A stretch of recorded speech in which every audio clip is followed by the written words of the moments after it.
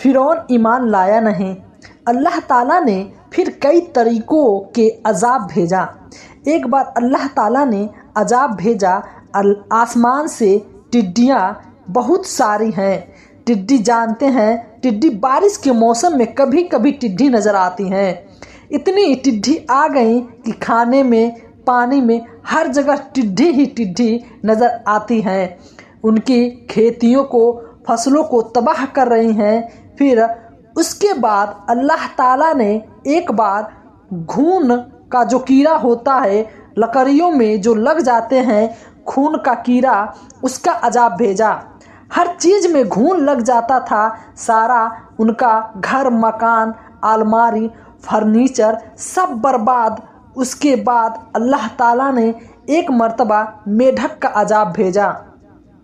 हर जगह मेढक, बिस्तरों के अंदर मेढक। एक मर्तबा अल्लाह ने अज़ाब भेजा, पानी इतना खून में बदल जाता था, गिलास में पानी लेते पीने के लिए खून बन जाता। अल्लाह ने कई तरीक़ों का अज़ाब भेजा फ़िरौन के ऊपर, और फ़िरौन के हमारी सवारी के ऊपर। और जब जब अज़ाब आता तो सब कहते मूसा अलैहिस्सलाम से कि आप अपने रब से दुआ कीजिए कि हम ईमान ले आएंगे, मगर ईमान नहीं लाते। उसके बाद अल्लाह ने आखिर में हज़रत मूसा से कहा, एक काम करो, जितने बने इस्राइल में हैं उनको लेकर रातों रात तुम मिस्र छोड़ के चले जाओ। चुनांचे मूसा अलैहिस्सलाम ने तमाम बने इस्राइल को जमा किया और कहा कि आज की रात हम सबको निकालना है। टाइम फिक्स हो गया, दिन फिक्स हो गया। हज़रत मूसा अलैहिस्सलाम तमाम बने इस्राइल को रातों रात लेकर चले। फ़िरौन को भनक लग गई। फ़िरौन ने अपने दरबारियों से कहा कि बने इस्राइल जो हमारे गुलाम थे उनको मूसा लेकर जा रहा है, क्या पता वह कल हमारे खिलाफ ताकत बन जाएं, हमें कमज़ोर कर दें, हमें ख़त्म कर दें। लिहाजा उनका पीछा करो और उन्हें ख़त्म करो।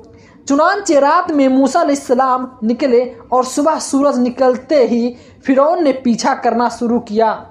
फ़िरौन के तहत सलमा तारा अल जमाल फ़िरौन पीछा करते करते बिल्कुल करीब पहुंच गया। फ़िरौन का लश्कर और मूसा अलैहिस्सलाम के साथ तकरीबन 6 लाख बने इस्राइल थे। दोनों आमने सामने हो गए और आगे कोई रास्ता नहीं है। आगे दरिया है, दरिया कुलसूम है, रेड बिसा बहरे अमर है। आगे दरिया है, पीछे फ़िरौन का लश्कर है। काला साहब मूसा ने समुद्र को मूसा अलैहिस्सलाम के साथियों ने कहा, मूसा अच्छा फंसा दिया भाई, आपने अब कहाँ जाएंगे?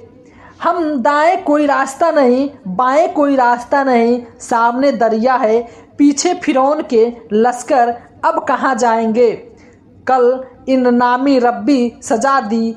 मूसा अलैहिस्सलाम ने कहा, डरो नहीं, मेरा रब मेरे साथ है, मेरा रब मुझसे ज़रूर रास्ता निकालेगा, मेरा रब वादा है। एक बात बताऊं, यहाँ मूसा अलैहिस्सलाम ने कहा कि मेरा रब मेरे साथ है, यह नहीं कहा हमारे साथ। और जब हमारे नबी सल्लल्लाहु अलैहि वसल्लम गाढ़े शोर में हज़रत अबू बकर सिद्दीकी के साथ थे तो कुरान कहता है, इसको महफिल और इस कल अली साहिब ही ला हसन ला अल्लाह माना याद करो। जब मेरा नबी अपने दोस्त अबू बकर के साथ गारे शहर में था और हज़रत अबू बकर कह रहे थे, अल्लाह के नबी, दुश्मन बिल्कुल करीब आ पहुंच गया है, अब तो हम पकड़ लिए जाएंगे। तो उस मौके पर अल्लाह के नबी ने कहा, ताल हसन इल्लाह मौलाना अबू बकर, घबराओ नहीं, अल्लाह हमारे साथ। हमारे नबी थे, क्या कहा? अल्लाह हमारे साथ हैं। और मूसा अलैहिस्सलाम ने कहा, अल्लाह मेरे साथ है। क्यों? इसलिए कि नबी के साथ अबू बकर थे जो ईमान के मामले में और अल्लाह के ऊपर भरोसा के मामले में उनके अंदर कोई कमज़ोरी नहीं थी। और मूसा अलैहिस्सलाम के साथ जो लोग थे उनका ईमान बहुत कमज़ोर था। वह तो पल में भी आगे बात आएगी, वह तो पल भर में भी तोला और पलमासा बदल जाते हैं। कह रहे हैं कि मूसा कहाँ फंसा दिया, कहाँ डरो नहीं, अल्लाह मेरे साथ। अल्लाह ने कहा, मूसा जरा अपनी लाठी को ज़मीन के दरिया पर मारो। तो दरिया के पानी में अपनी लाठी को मारा। मूसा अलैहिस्सलाम ने लाठी ज़मीन पे मारा, समुंदर के पानी में मारा, फन फैला दिया और दरिया पानी फट गया। दरिया के बीच में रास्ता बन गया। पकाना कुल्लू फिर कटौती जालिम और दोनों तरफ दरिया का पानी रुक गया और पहाड़ के तरह खड़ा हो गया।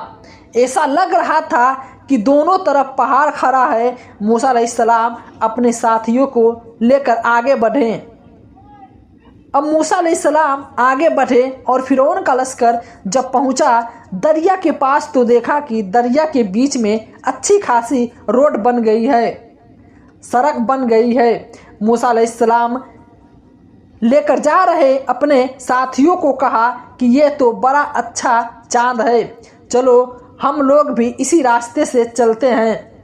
फिरौन अपने लश्कर समेत दरिया में घुस गया, उसी रास्ते पर चल रहा पड़ा। जब मूसा अलैहिस्सलाम क्रॉस कर गए दरिया, उनके साथी क्रॉस कर गए दरिया और फिरौन अभी दरिया के बीच में है। अल्लाह फरमाता है, हमने मूसा को बचा लिया, उसके साथियों को बचा लिया, वो अगर न आखरीन और सबको डुबो दिया, फिरौन को डुबो दिया।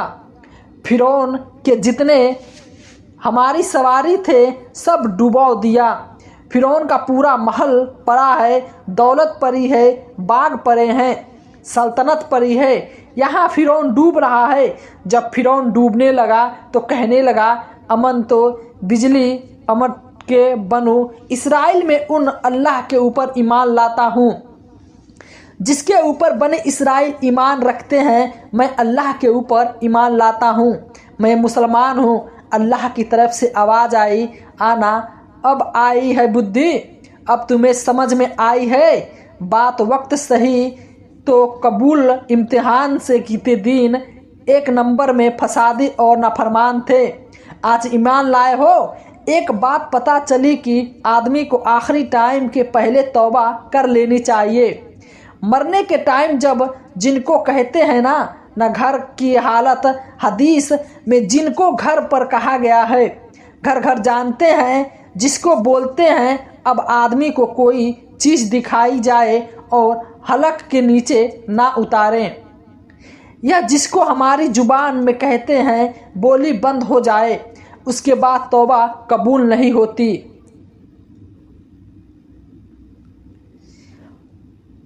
उसके बाद तौबा कबूल हो सकती है। यह फिरौन वह स्टेज को क्रॉस कर चुका था। फिरौन दरिया में डूब रहा था और कह रहा है, मैं ईमान ले आया। अल्लाह ने कहा, कुछ नहीं, तेरे ईमान की कोई औकात नहीं। आला, ये सही वक्त था कब तू एक नंबर का नाफरमान था, फसादी था। अब तू ईमान ला रहा है। अल्लाह ने कहा कि आज हम तुझे डुबो देंगे, लेकिन तेरी डेड बॉडी को सेफ करेंगे। पल युग में उन्होंने जी कभी बदला नहीं। कल अभी खलीफा का आया और फिरौन तेरी डेड बॉडी को हम महफूज कर लेंगे ताकि तू क़यामत तक के लोगों के लिए निशानी बन जाए। आज भी काहिरा के म्यूजियम में, मिस्र के अंदर काहिरा के म्यूजियम के आज भी फिरौन की डेड बॉडी मौजूद है। इंटरनेट पर यूँ यूट्यूब पे आप वीडियो देख सकते हैं। उसकी डेड बॉडी को देखो तो और सोचो कि यही वो मनहूस इंसान है जो अपने आप को रब कहता था, जो अपने आप को खुदा कहता था। आज उसकी मगरूह किस्म की डेड बॉडी दुनिया को सबक दे रही है कि देखो अपने आप को रब कहने वाले का ये अंजाम हुआ, उसका ये अंजाम होता है।